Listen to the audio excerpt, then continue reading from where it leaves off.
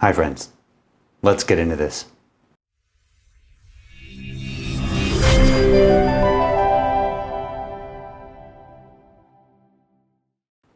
Hi friends, welcome back. You know, it was in September of 2021 that I purchased my very first fragrance materials. I remember purchasing coumarin and benzoin. And I remember those specifically. I'm sorry, it was not coumarin, it was tonka bean absolute. And I remember those two specifically because smelling those was a revelation. The revelation that there are beautiful things in the world I have not smelled. Starting in early 2023, I started to be much more consistent with blending, studying, and trying to understand perfumery. If you've been with me since the beginning, at least since the beginning of the YouTube channel in late 2023, then you know. If you haven't, go back to my first video in 2023. It was Hugo Boss #1 was the formula that I blended. And you'll see how far we've come, because this has been a journey together.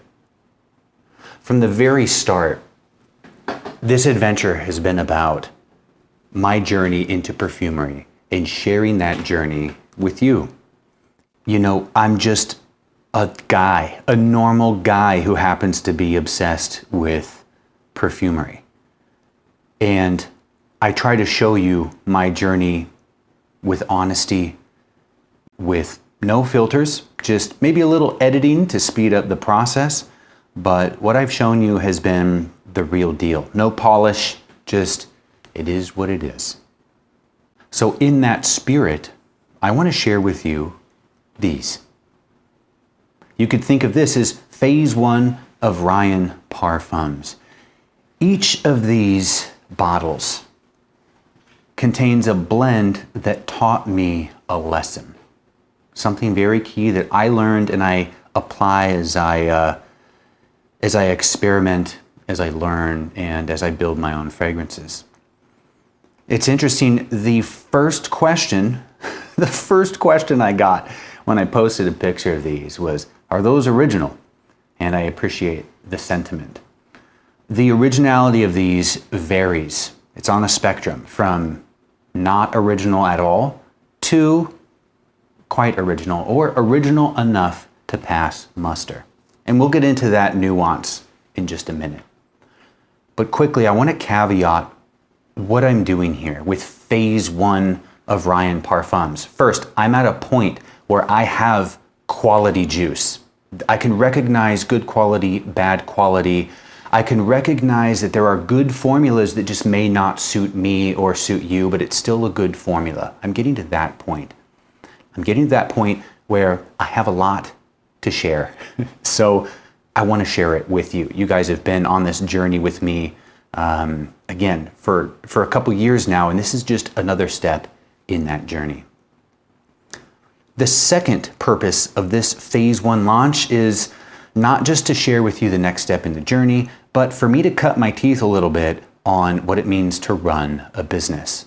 I need to figure out production, labeling, packaging, shipping, inventory management, running an online store, etc., etc. And I've got to learn those lessons. I've got to learn them the hard way. There's only one way to learn lessons, and that's usually the hard way if you don't have a teacher. So I've got to learn those lessons, and I hope that you will be understanding and forgiving as I inevitably run into roadblocks and challenges as I push forward with this.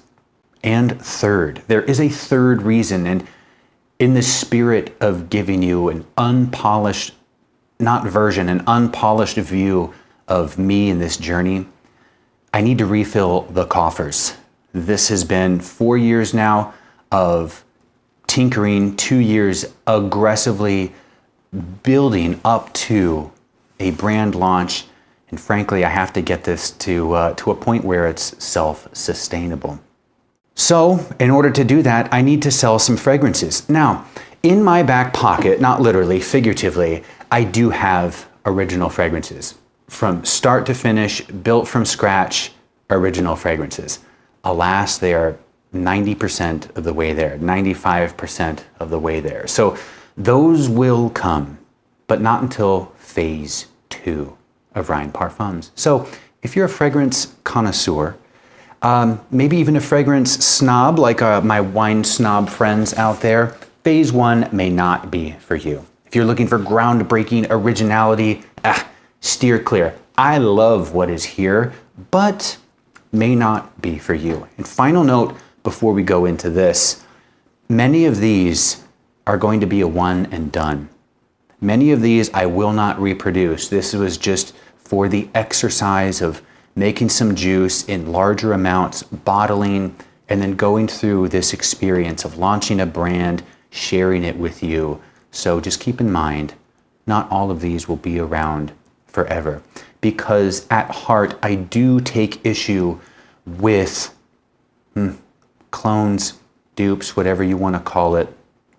At heart, I don't want to leech off of the work, the hard work of master perfumers and great marketing teams that deliver fantastic products.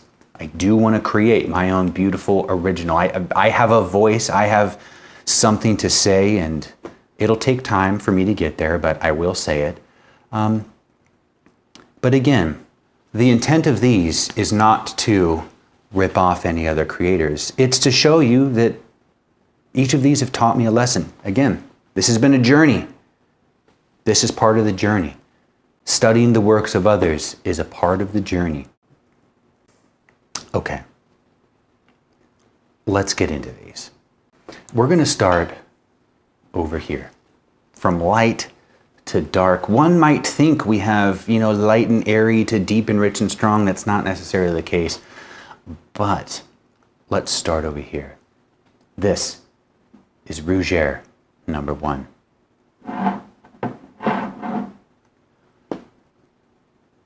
If you saw perhaps an earlier Instagram post, or if you follow Teddy the Perfumer, he talks about the Baccarat Rouge Core Accord as a Rougère. It's Hédione, ethyl maltol, Veramos, and Ambroxan. It's a very simple accord. Rougère number 1 was my attempt to build Baccarat Rouge 540 using a simple GCMS analysis. And what I learned is that with simple formulas, you can get very close. You can get very close to the original simply by using a GCMS analysis and going line by line in the GCMS and plugging that in as your formula. I give this away a lot, and everyone I give it away to loves it. After phase 1, I will not reproduce this. I'll still make it for friends and family, but I don't think this is going to be something that I will continue to produce. Rougère number 1 will be a one and done release. Next, we're going to cover 2. We have West of Center and Staminis. What I learned here, these are 2 formulas that I purchased. These 2 formulas are for juices that are no longer in production. These are discontinued. I have fewer qualms about recreating fragrances that closely mimic discontinued formulas, discontinued fragrances, but still, I'm not sure if I'm going to continue these 2. What we have West of Center is Rive Gauche for men. It's called West of Center as a similar play on words to Rive Gauche. Rive Gauche was, I think, French for the left bank. And culturally speaking, it was a nod to the artistic, the bohemian crowd that lived on, the left bank, the left side of the Seine. If you're from France, please correct me, but that was my understanding. So with a little creativity, I was trying to find something to the left, and West of Center is what we got. Now, Staminis is a reproduction of Fleur de Mal. It was a formula based on Fleur de Mal. I love the play on words that is Fleur de Mal. It's, flower of the male, but mal as in malevolent or bad or evil, the bad flower. And I love the imagery. Fleur de Mal, or the male flower. What do you think that is? I don't know. Something perhaps a little bit phallic. At least that was what came to this mind. And since we're talking about flowers, I thought, well, don't flowers have sexual parts? Aren't flowers the reproductive organs of plants? And the answer is yes, it is. So there's something in a flower called a stamen. If you don't know what it is, Google it. But that's the inspiration for the name of Stamenus. So west of center, closely trying to replicate Rive Gauche, and Stamenus trying to replicate Fleur de Mal. I will say they both get very close. They're very convincing. But I purchased these formulas. No creativity here. I just purchased it, put it together, and I was astounded that some of these formulas can get so close to the original, because that is not always the case when you purchase formulas.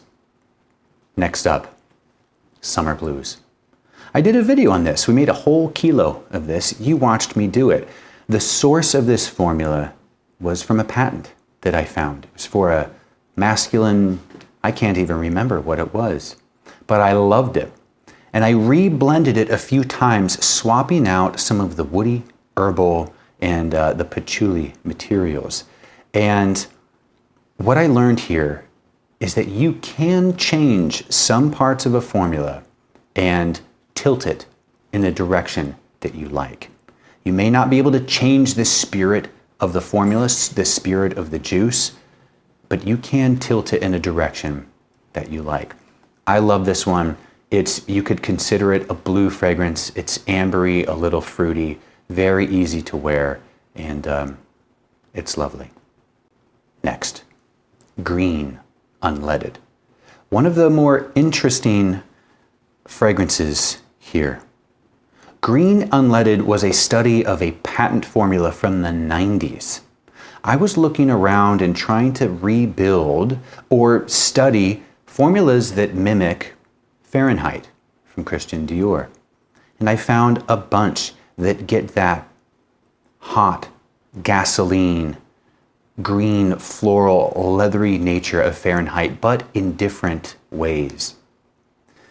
What I liked about this is just how floral it is and how green it is. It's almost got an earthy mushroom vibe to it. It has hints of that gasoline note that you would expect in Fahrenheit, but this is not a Fahrenheit clone or a Fahrenheit dupe. This is something unique in and of itself. I can't claim originality for this because I found a formula, and just like Summer Blues, I tweaked it. I just messed around with it a little bit, swapped in this or that, and the output I simply liked. In fact, for the first week of this maturing, I didn't like it at all. But after a few months, it grew on me. Beware, this is of an older style. It may not be for you. Next, we have Dionysus in Crimson. This is my super fancy name for what is effectively a play on Naxos. This is a formula I purchased from Creative Formulas. It was amazing. The formula is amazing. It's not 100% Naxos. Nothing can ever be 100% the original formula.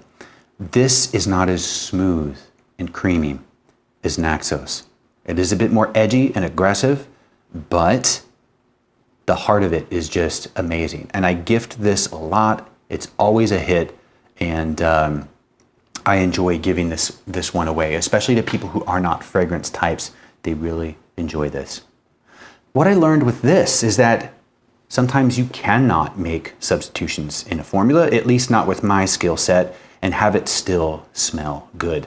I took this formula in the same way I like to just play with formulas. I iterated 15 or 20 times, trying to just push it in one direction or another, but the complexity of the fragrance wouldn't let me do it. I always moved it in a worse direction. So this taught me that some formulas are so complex that I'm better off just leaving it as it is. Of course, this is a reflection of my current skill level, I believe, but it was a valuable lesson. Next, Atomic Cherry. This is another amalgamation of formulas for Tom Ford's Lost Cherry.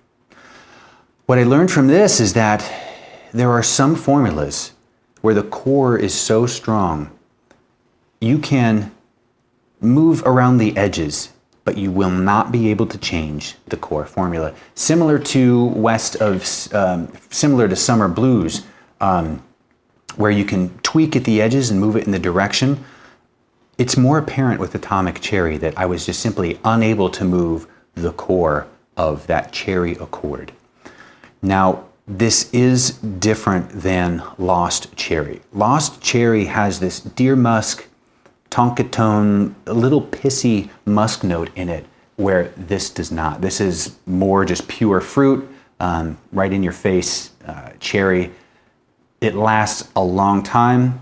I used to have this at an 18% concentrate, which was nuclear, but then in order to get it up to IFRA spec, I had to dial back the concentration. So it's strong, it's amazing, it lasts all day, and it's wonderful. Atomic Cherry. Before we move on, I would note green unleaded is not IFRA compliant.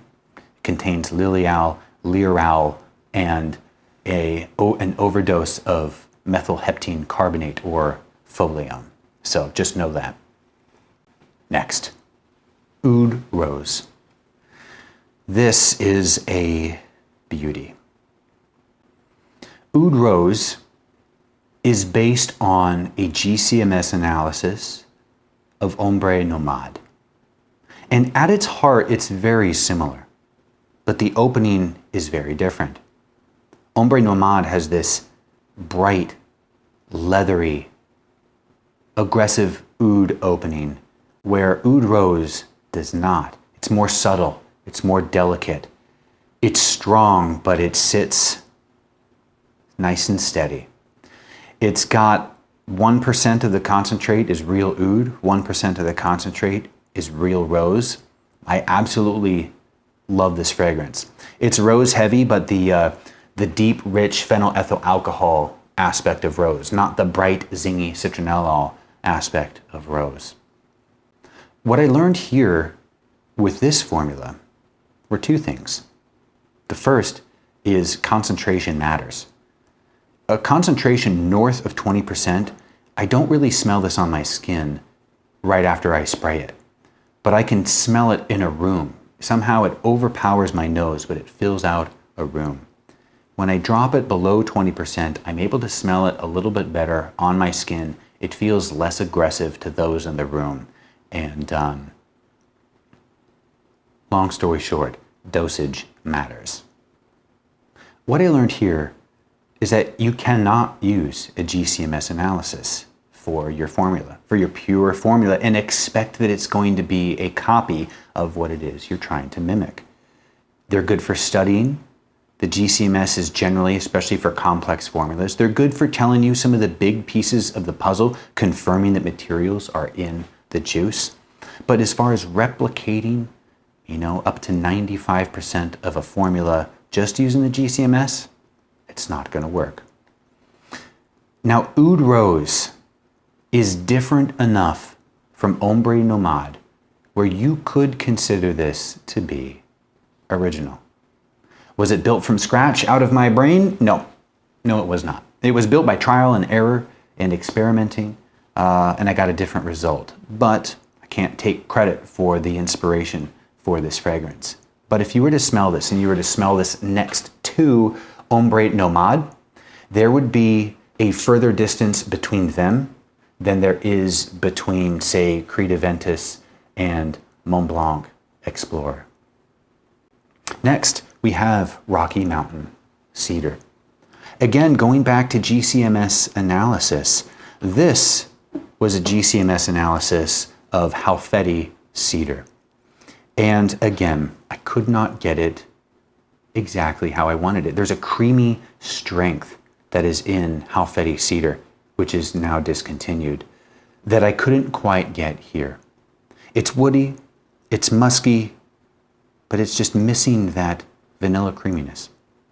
But that's okay, because what I added in here is a dose of real Ponderosa pine resin. This is not for everyone. It's different enough from the original where, again, you could say that it's a standalone, unique fragrance. But again, I can't take credit for building this from scratch. This was done through trial and error and experimentation, and I got something at the end that I very much liked. And finally, amber smoke. This is one of the oldest formulas I have that I've created. And as far as originality, this is a tough one because I created this. When I first started, I loved the smell of amber, of labdanum, of cistus, of sandalwood, and I was experimenting with that combination thrown in with a little birch tar. And then, just like many perfume enthusiasts or DIY perfumers, as many of us saw, we saw Christophe Laudamiel share the formula, or at least a partial formula, for Amber Absolute, or Amber Absolute from Tom Ford, the discontinued fragrance when, as a tribute to Carlos from Brooklyn Fragrance Lovers when he passed away. And the formulas were different, but I was surprised that the ratio of sandalwood and labdanum was extremely close. They were very similar. I have not smelled Amber Absolute, but I know the sandalwood and labdanum ratios are pretty close to this. Cistus is different. There's birch tar in here. There's a smoky note in the opening that is delicate and moves through. So as far as uniqueness, amber smoke perhaps might be the most original from the perspective of who created it. My friends, thanks for joining me. For those of you who've been on this journey with me for years now, thank you. The journey will continue. This is just the start. If you go to ryanparfums.com, you'll see that some of these are available. I'm going to slowly launch these. I'm going to launch these one by one. So if you check in and if you want to try one and it's not available, come back again soon. I am also trying to package sample kits. Those take a lot of time, and that's one thing I'm short on right now because of life, but I will do what I can to get some sample sets set up and ready to go. Again, thank you everyone. I'll see you soon.